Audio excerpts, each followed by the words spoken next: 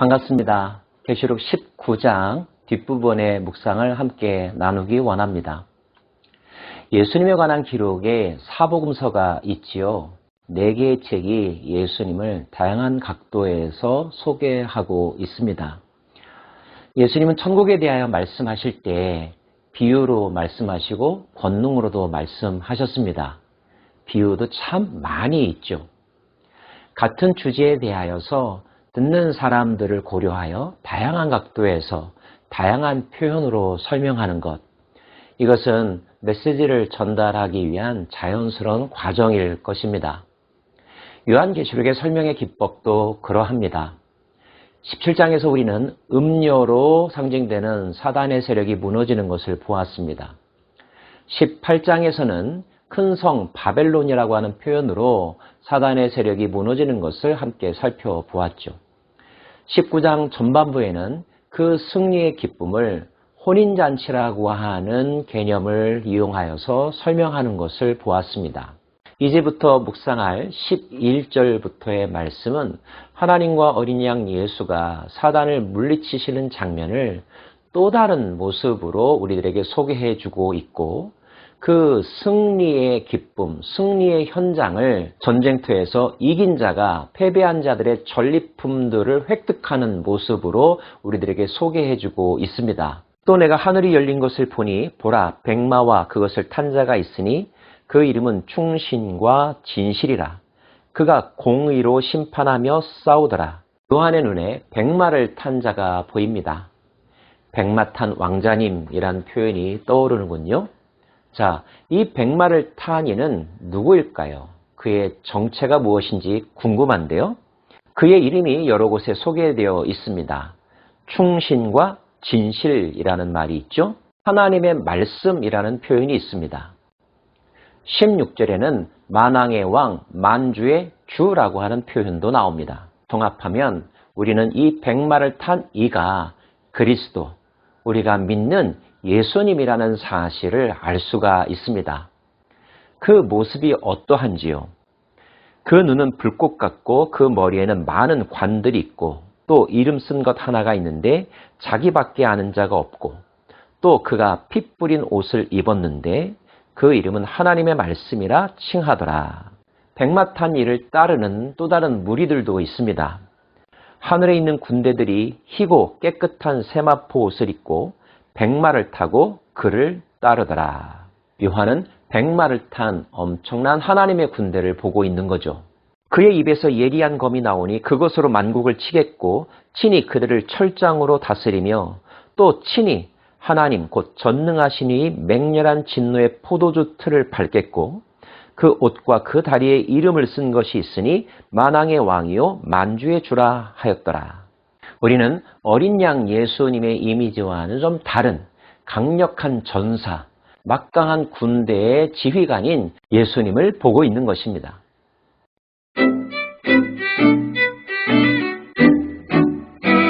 또 다른 음성이 들려왔습니다.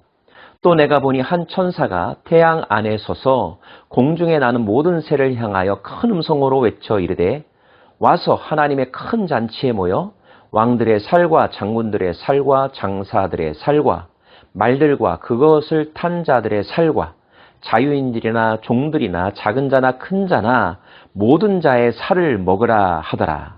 죽은 고기가 있는 곳에 까마귀 떼들이 몰려드는 것처럼 적들의 패배한 장면을 처참하지만 그대로 묘사하고 있고, 그들의 고기를 뜯어 먹으라고 새들을 부르는 장면입니다.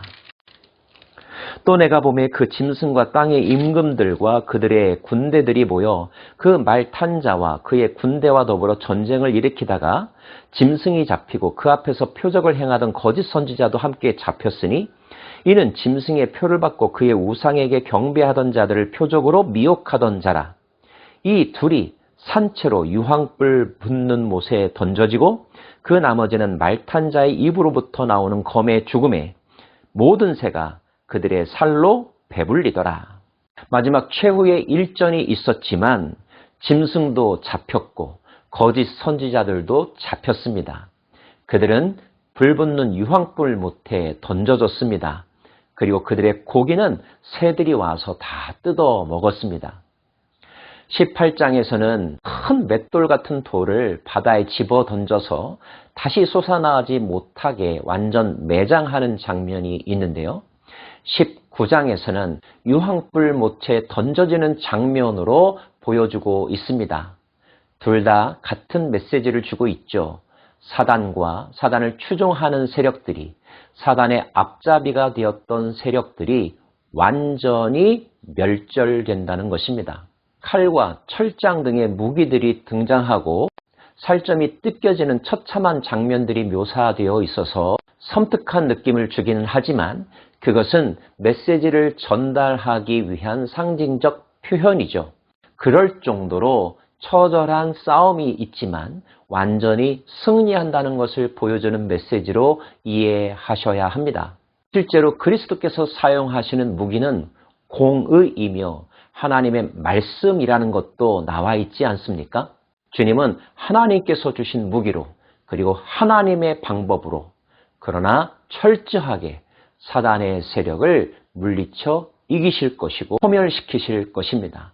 그리고 많은 새들이 고기잔치에 참여하듯이 승리한 모든 하나님의 백성들은 하나님의 잔치에 참여하여 예수 그리스도로 말미암아 주어진 승리를 만끽하며 기뻐할 수 있다는 것이 이 본문의 주요 메시지입니다. 다시 한번 우리는 요한과 같이 확신하게 됩니다. 그리스도와 그와 함께한 자들이 반드시 승리한다. 그래서 이 땅 가운데 하나님의 통치가 완전히 실현될 것이다. 이 믿음을 굳게 갖고 오늘도 링 위에 오를 수 있는, 영적 전쟁터로 나아갈 수 있는 저와 여러분 되기를 원합니다. 우리의 대장 되신 예수님의 뒤를 따라서 말이죠. 기도하겠습니다. 하나님, 치열한 영적 전쟁이 있겠지만 누구도 예수님을 막을 수도 이길 수도 없음을 선포합니다. 하나님의 말씀이, 하나님의 공의가, 그리고 충성과 진실이 사단을 이기게 할 것입니다. 우리가 예수님을 따르며 하나님 편에 서 있는 하나님의 군대라는 사실이 얼마나 자랑스럽고 감사한 일인지요. 우리를 품어주신 하나님을 찬양합니다. 그리고 오늘도 우리에게 주어질 승리를 기대합니다. 예수님 이름으로 기도드립니다. 아멘.